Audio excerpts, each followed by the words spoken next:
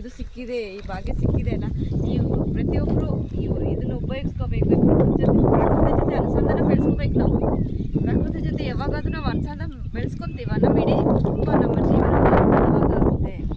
ನಮ್ಮ ಜೀವನದಲ್ಲಿ ಯಾವುದೇ ಕಷ್ಟ ಸುಖ ಇರಲಿ, ಪ್ರಕೃತಿ ಜೊತೆ ನಾವು ಅನುಸಂಧಾನ ಬೆಳೆಸ್ಕೊಳ್ತಾ ಈ ಪ್ರಕೃತಿಗೆ ನಾವು ಹೇಳ್ಕೊಳ್ತಾ ಹೋದ್ರೆ ಆ ಪ್ರಕೃತಿ ನಮ್ಮ ಜೊತೆ ಮಾತಾಡುತ್ತೆ. ಪ್ರಕೃತಿ ನಮಗೆ ಏನು ಬೇಕಾದರೂ ಕೊಡಲಿಕ್ಕೆ ಸಿದ್ಧವಾಗಿರುತ್ತೆ. ಹಾಗಾಗಿ ಪ್ರಕೃತಿ ನಾಶ ಯಾರೂ ಮಾಡಬಾರ್ದು. ದಯವಿಟ್ಟು ಪ್ರಕೃತಿ ಜೊತೆ ಪ್ರತಿಯೊಬ್ಬರು ಅನುಸಂಧಾನ ಬೆಳೆಸ್ಕೋಬೇಕು. ಪ್ರಕೃತಿ ಅಂದ್ರೆ ಭಗವಂತ ಕೊಟ್ಟ ವರ. ಈ ಸುತ್ತಮುತ್ತಲಿನ ಗಿಡ ಮರಗಳಾಗಲಿ, ಈ ಭೂಮಿ ತಾಯಿ ಆಗಲಿ, ಇದೆಲ್ಲ ನಮ್ಗೆ ಕೊಟ್ಟಿದ್ದ ವರ. ಇದನ್ನು ನಾವು ಅದ್ಭುತವಾಗಿ ಉಳಿಸ್ಕೊಳ್ಳೋ ಪ್ರಯತ್ನ ಮಾಡೋಣ ಪ್ರತಿಯೊಬ್ಬರು. ಹಾಗಾಗಿ ಪ್ರತಿಯೊಬ್ಬರು ಈ ಪ್ರಕೃತಿ ಜೊತೆ ಅನುಸಂಧಾನ ಬೆಳೆಸ್ಕೊಳ್ಳಿ. ಕುಟುಂಬದ ಜೊತೆ ನಿಮ್ಮ ಇಡೀ ಭವಿಷ್ಯನೂ ಅದ್ಭುತವಾಗಿ ಇದೆ, ಈ ಪ್ರಕೃತಿ ಥರನೇ ಇರುತ್ತೆ. ಹಾಗಾಗಿ ಥ್ಯಾಂಕ್ ಯು.